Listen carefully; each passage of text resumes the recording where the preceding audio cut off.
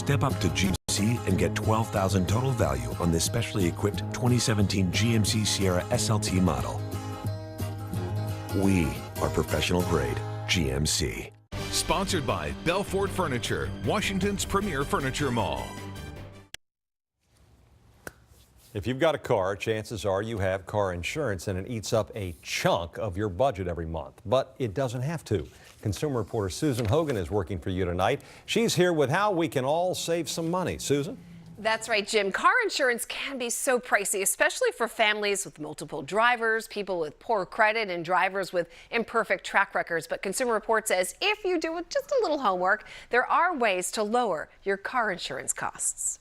High car insurance premiums driving you nuts? Consumer Report says there are plenty of ways to cut your premiums and still get coverage you can count on. Start by picking a top-rated insurer. Don't be short-sighted. It's not just about getting the lowest premium. You want to make sure you get a company that's going to pay your claim in a reasonable amount of time and gives you good service. Then be sure to set the right deductible. A higher deductible reduces your monthly premium, but you will pay more out of pocket if you have a claim. It's generally a good bet. Just make sure that you have enough to pay that deductible if your luck runs out. If you're a driver with low-risk behaviors, you can lower rates by asking about discounts for things like drivers who don't use their car for long commutes, students with good grades, teen drivers who take driving training, or mature drivers who take a defensive driving course. Having a good credit score can also save you a few bucks. And consider bundling your policies. Buying auto and home insurance from the same company could lead to a hefty discount. All good strategies to help you drive down your auto insurance costs. And people often think that by staying with the same insurance company for many years, you'll get a loyalty discount, but that's not always true. So remember to shop around often. You may find some significant savings after all. Wendy? Sounds good. Thanks, Susan. Sure. Now to a big investment for Maryland's second largest school system, Prince George's County. It just received a $25 million grant to help hire and keep teachers. The money will go to dozens of high-need schools. News 4's Justin Finch tells us about it. We're talking about millions of dollars going to select Prince George's County public schools. It's from a program called Great Teachers, Great Leaders, Great Schools. The announcement made today at Greenbelt Middle School. To break this all down, we're talking about $24 million that will be spread out over 3 years to schools here.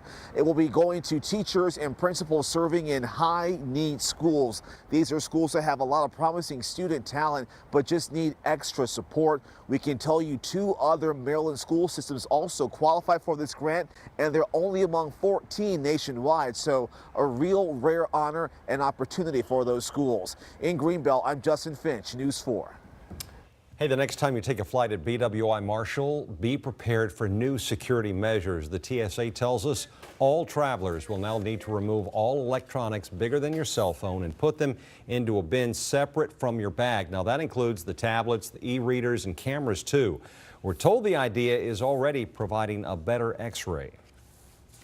You know that the threat is real. You know that those people who want to cause harm are smart enough to know how to alter electronics to convert them into an IED, and we want to make sure that you get to your destination safely. The TSA says these new security measures will be phased in at all airports around the country in the weeks ahead. Oxygen masks dropped from the ceiling. The flight crew was yelling. Passengers were texting goodbye messages to their loved ones. Cell phone video shows the fear unfolding on an Air Asia flight on Sunday. The plane was traveling from Perth, Australia to the Indonesian island of Bali. About 30 minutes into the flight, passengers knew something was wrong. The flight lost cabin pressure, quickly dropped altitude. The plane fell 32,000 feet, going down to 10,000 feet in minutes.